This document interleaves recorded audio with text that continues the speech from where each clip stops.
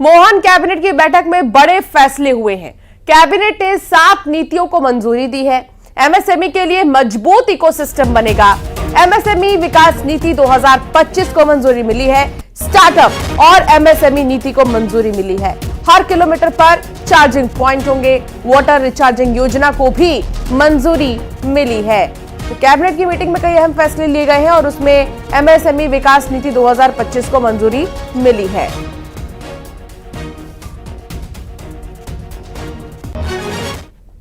सौरभ शर्मा मामले को लेकर कांग्रेस का प्रतिनिधिमंडल लोकायुक्त से मिलकर शिकायत किया। उपनेता प्रतिपक्ष हेमंत कटारे ने कहा कि सौरभ शर्मा के अलावा कई बड़े लोग इसमें घोटाले में शामिल हैं। उन्होंने मामले में पूर्व मंत्री भूपेंद्र सिंह के खिलाफ भी शिकायत की है।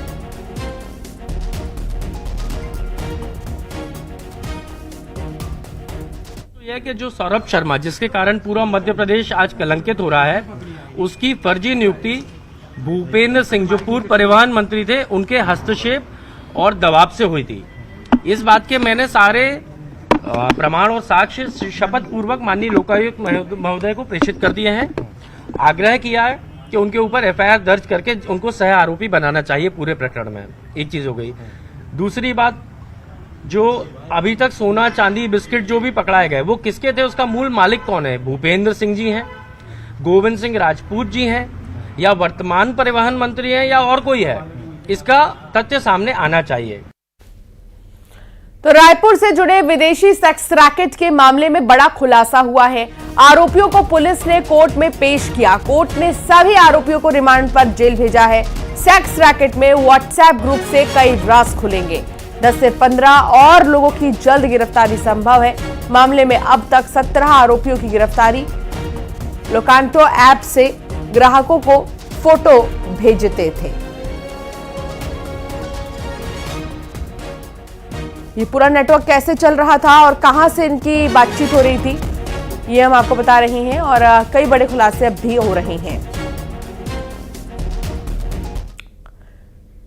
और अब बात ग्वालियर की होगी, जहां जीवाजी यूनिवर्सिटी के कुलगुरु को बर्खास्त कर दिया गया है। राज्यपाल मंगूभाई पटेल ने आदेश जारी किया है। कुलगुरु डॉक्टर अविनाश तिवारी बर्खास्त हो गए हैं। डॉक्टर राजकुमार आचार्य अब नए कुलगुरु बने हैं। कुलगुरु सहित ईसी मेंबर भी बर्खास्त हुए हैं। ईओडब्ल्यू में केस दर्ज होने के बाद ये कार्रवाई हुई है। 13 जनवरी को ईओडब्ल्यू में दर्ज हुआ था केस। कुलगुरु सहित 17 प्रोफेसर पर धोखाधड़ी का केस दर्ज हुआ था। फर्जी कॉलेज को मान्यता देने के मामले में आरोपी है कुलगुरु।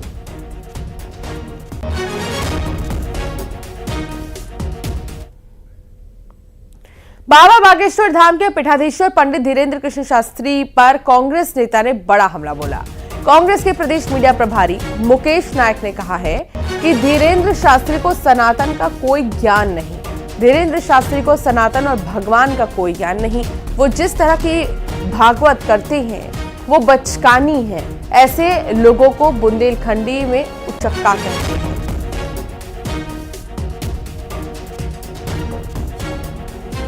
वो सनातन की बात कहाँ करते हैं? सनातन धर्म के बारे में उन्हें कुछ पता है ही नहीं। वो जिस तरह की भागवतें बोल रहे हैं बिल्कुल बचकानी है। इसको बुंदेलखंडी में कहा जाता है उचक्का। उचक्का 18,000 श्लोकों का ग्रंथ है।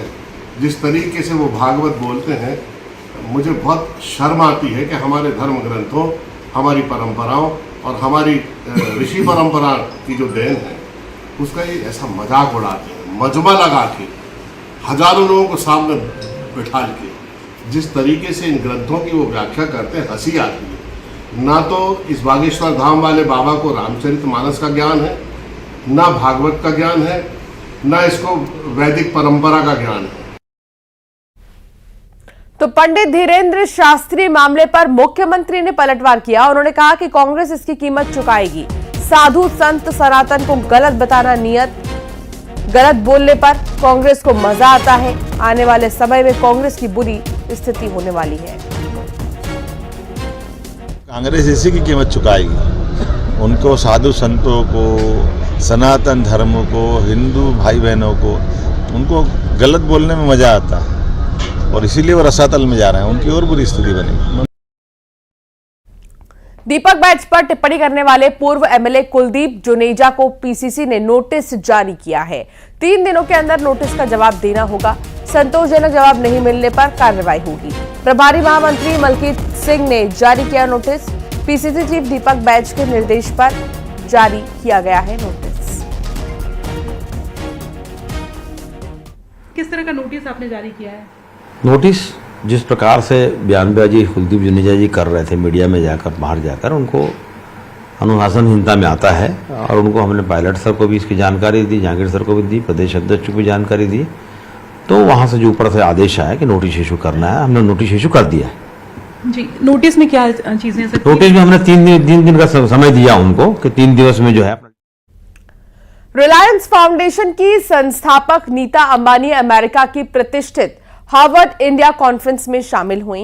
इस दौरान उन्होंने रिलायंस इंडस्ट्री और ओलंपिक के बारे में भी बात की। साथ ही उन्होंने अपने छोटे बेटे अनंत अंबानी को लेकर भी बात की। And yet being so positive, and there he meets his life partner Radhika. You just have to see them together. They are magic. Anant is my youngest child.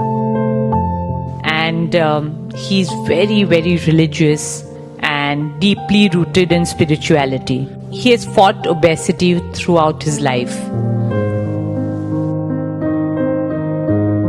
And yet being so positive. Mahakumbh में श्रद्धालुओं के साथ साथ मेहमानों के भी आने का सिलसिला लगातार जारी है। इसी कड़ी में देश के जाने माने बिजनेसमैन और रिलायंस इंडस्ट्रीज लिमिटेड के चेयरमैन मुकेश अंबानी के समधी अजय पेरामल भी महाकुंभ पहुंचे। उन्होंने त्रिवेणी संगम में डुबकी लगाई। स्नान के बाद संगम तट पर बैठकर पूजा अर्चना भी की।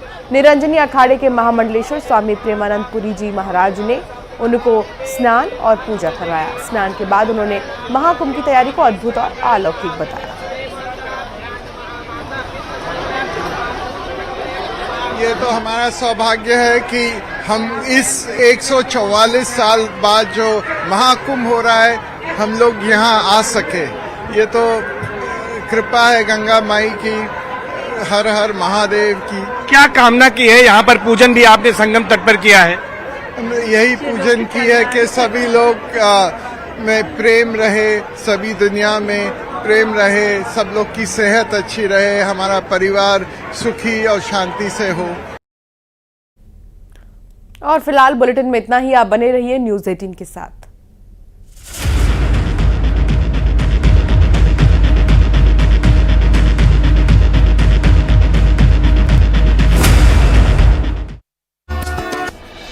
ग्वालियर के जिवाजी यूनिवर्सिटी के कुलगुरु बर्खास्त। राज्य